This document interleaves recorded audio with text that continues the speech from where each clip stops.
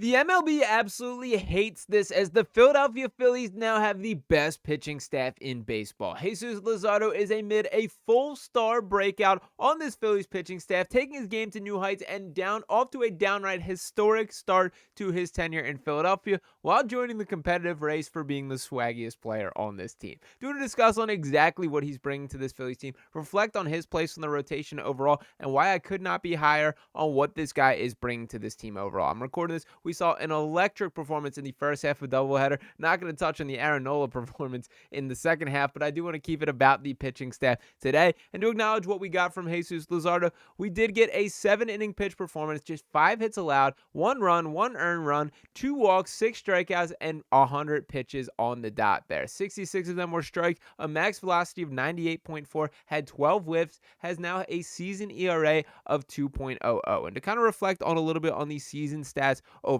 do want to pull up this overall graphic here that we do have not Jordan Romano, but Jesus Luzardo here in his age 27 season has pitched 8 games, 47 innings pitched, 2 home runs allowed, 51 strikeouts, just 44 hits. That is 8.4 hits per 9 inning, a 2.11 ERA, and of course that was before today's performance, as it is now down to 2, and frankly, I think helps all these other metrics as well. Now, to fully contextualize just how great the start to the season are, let's give a couple other stats from our guy, starting with our guy Luke Arcani here, who tweets out, Jesus Luzardo is the first Phillies starter to have an ERA of 2.0 or lower in his first 9 starts with the Phillies since Aaron Harang in 2015 per Elias Sports. Not that Aaron Harang is too much to write home about when we're doing a comparison standpoint, but he's also the first lefty since David West in 1994. Now, to take it away from the Phillies and look at the MLB as a whole, that according to Fangraphs, Jesus Luzardo's 1.9 WAR is now tied with Logan Webb and Nathan Eovaldi for the second best mark among starting pitchers. Only Hunter Brown has a higher mark, who's off to a downright incredible start to the season as well. Shout out to Hunter Green there. But to keep it about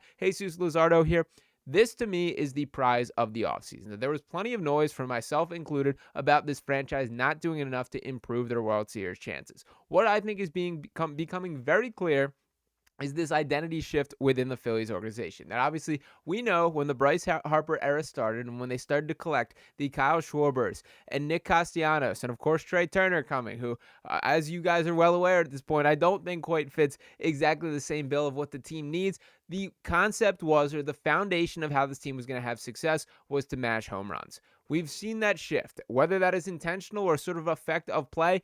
That is not the team. The team that was constructed then is not the team that we are currently seeing. That there is more small ball, and what I think the identity of this team is really becoming is through the pitching staff here. This Phillies team, pound for pound, I think is the best pitching staff in baseball. And I know the Dodgers is the clear pushback there. I mean, if we want to include injuries and availability in this, I don't think the discussion is rather close in favor of Philadelphia. But to that point, they got more arms in Los Angeles. And their 9th guy would be, a starting caliber pitcher on a lot of these teams. And by their 9th guy, I mean you're digging into that injury report, which tends to always be incredibly lengthy for whatever the reason may be. But to keep it about the Phillies here, Luzardo is turning into a legit dude on this Phillies team. And with Nola, whose now struggles are extending a bit longer than I think any of us anticipated or hoped, his ERA sitting comfortably above 5.8, I believe it is, after tonight's performance, in which he got absolutely whacked around. 6 runs early on, got chased from the game. It was bad Aaron Nola. We've seen it in the past, and we've seen these random outings, but they're coming a bit more consistently here. Now,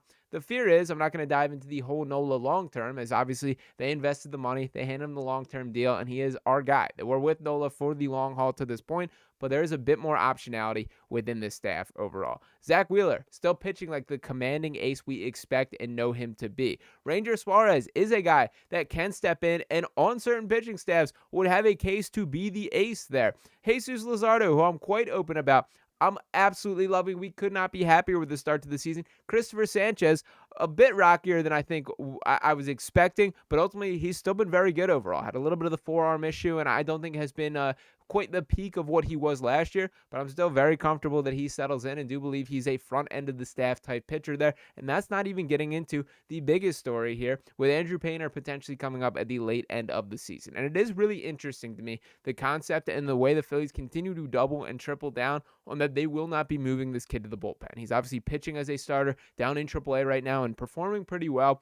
I don't think he is quite ready at this current point, and they're definitely viewing things through the long-term lens, rightfully so, in regards to what is best for him. I've made the case that I do believe that best route very well could be getting him a taste of the postseason by pitching him out of the bullpen. Now, I understand it is a different approach there, but I guess my point being they are continuing to water the seeds of this starting pitching staff. They do believe that they can win some legitimate baseball games on the back of this in a way that it is not just outscoring teams. That's encouraging. That's new ways. That's something we haven't really seen from this Phillies team. It reminds me a little bit of the throwback to the Four Aces era, where we're talking about Roy Halladay, Cliff Lee, Cole Hamels. We're going down the list of how good that team was and kind of re-embracing that, that iteration of this Phillies team. Now, granted, we know we got the 2008 World Series, and this team still has to get over the hump there. If my memory serves me correct off the top here, I think that was a bit of a reworking of that current team. We did not get to the top. We did not reach the mountaintop with this Phillies team here. So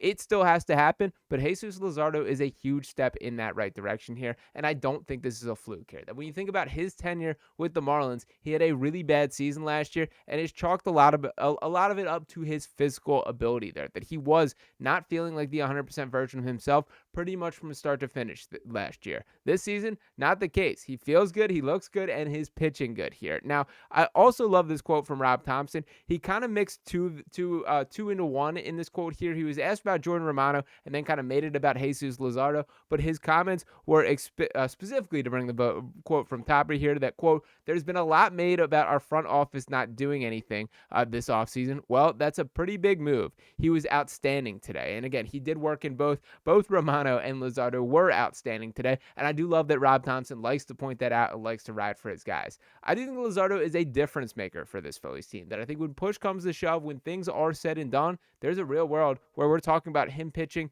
maybe game 2 or 3 of this playoff series. If these Nola struggles continue, that is a great insurance policy to have, and a guy that at worst is going to be a part of this postseason journey here. Now, a couple other points that I did want to hit on, a couple of the advanced metrics from his game. In today's performance, he had 0 barrels across 27 batters. That is nuts stuff for any sort of pitcher there, and you can see a little bit of the pitching mix here.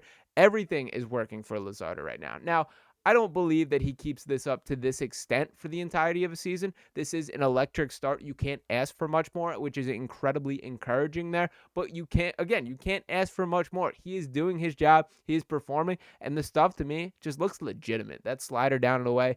Guys are biting for that every single time. There is movement. You're touching 98 on the fastball. This was a guy that I had my doubts about, that I personally was critical of the concept of Dave Dombrowski sort of diving into the bargain bin, that they were banking on guys and having their resurgent years, but we're starting to see it come to fruition here. If this version of Jesus Luzardo is here to stay, he is a key player on this Phillies team and a difference maker from a postseason perspective.